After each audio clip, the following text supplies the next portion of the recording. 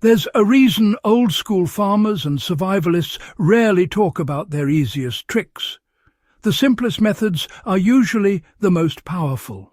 And if you've ever wondered how some growers manage to get a full season of healthy harvests with almost no fertilizing, minimal watering, and far less work than everyone else, the answer is often hiding right under their boots.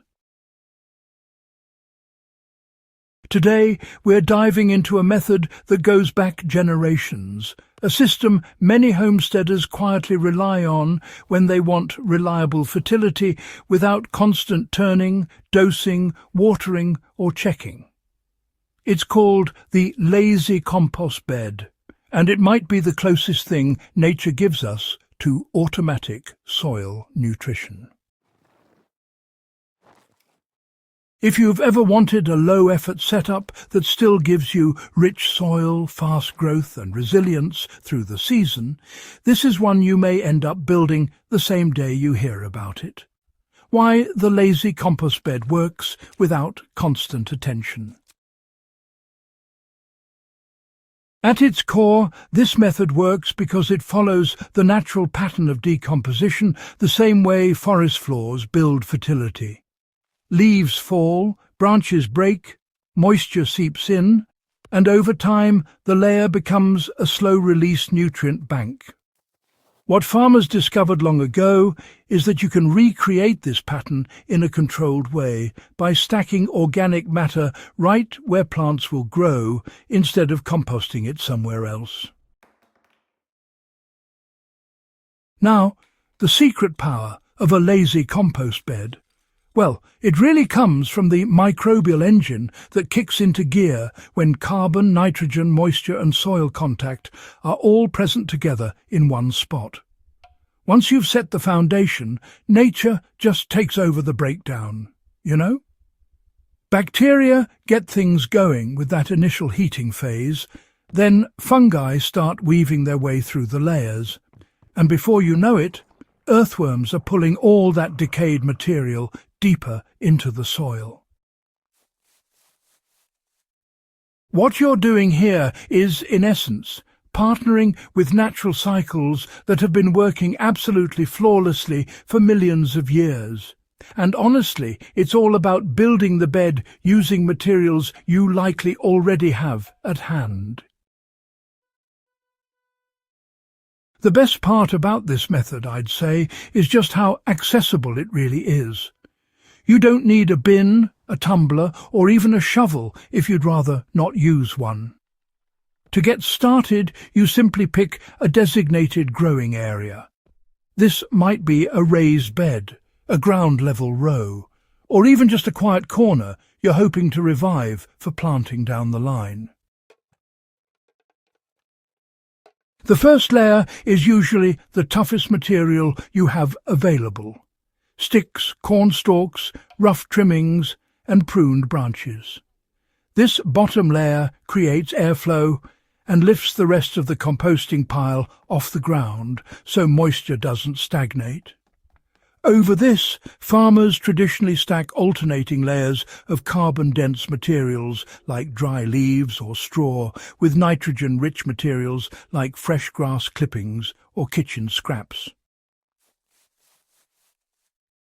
The trick is to let these layers settle naturally. There's no need to stir or flip anything.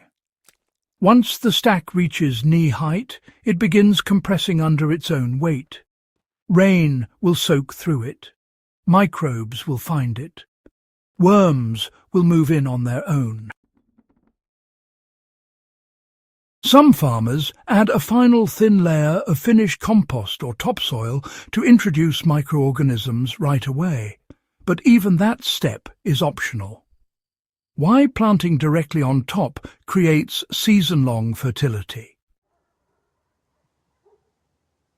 You know, the real genius of the lazy compost bed, it really shows itself when you plant straight into that top layer or, well, just cover the bed with a bit of soil and use it the following season.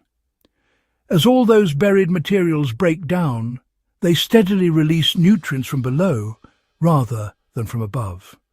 Roots, they grow downward, searching for that constantly renewing food source, and this deep feeding structure, it produces plants that don't rely on you for constant input.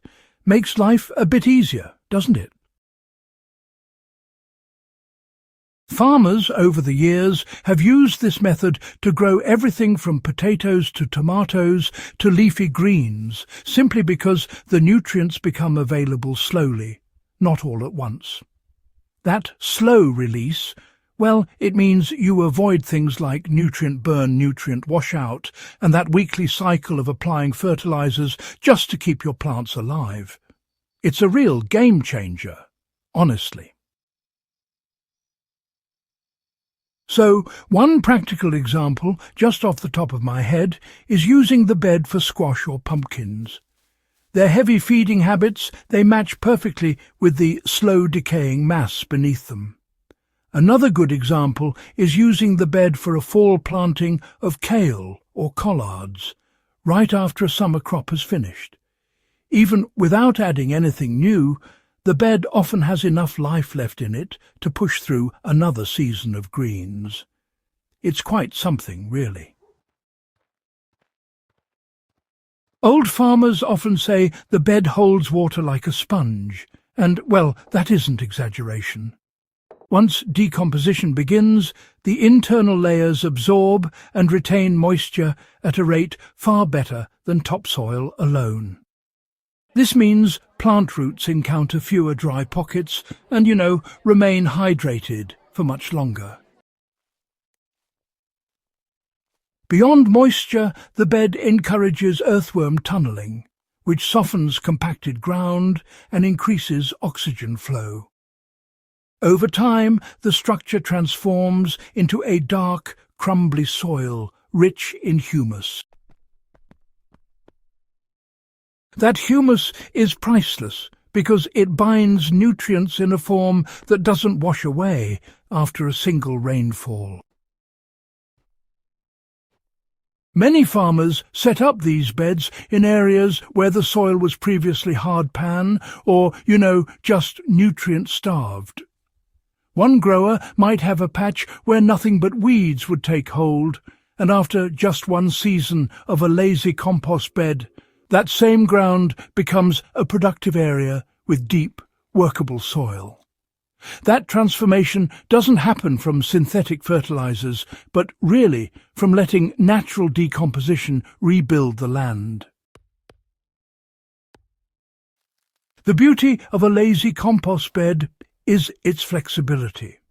A homesteader with 5 acres might build a long trench mound that feeds a whole pumpkin patch, while a balcony gardener can set up a small bin-sized version inside a raised bed. You don't need precision, just the basic structure of layers. So, a simple way to test the method is to choose one planting bed this season and, just reserve it as your lazy compost area.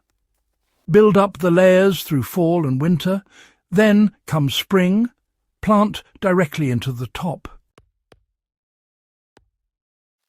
Another variation, if you fancy trying it, is to trench compost between your rows.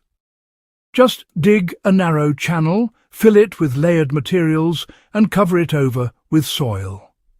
As that channel breaks down, it'll feed the next crop you plant right beside it. If you've been looking for a method that keeps working even when you're, busy, tired, or stretched a bit thin, the lazy compost bed is honestly one of the most reliable systems you can build. It's tied deeply into traditional farming wisdom and supports that long-term soil health gardeners and survivalists really depend on. If you found this guide useful and you want more practical, no-nonsense breakdowns of old techniques that still work today, make sure you subscribe to Farm Logic and share this video with someone who could use a little less work and a lot more harvest.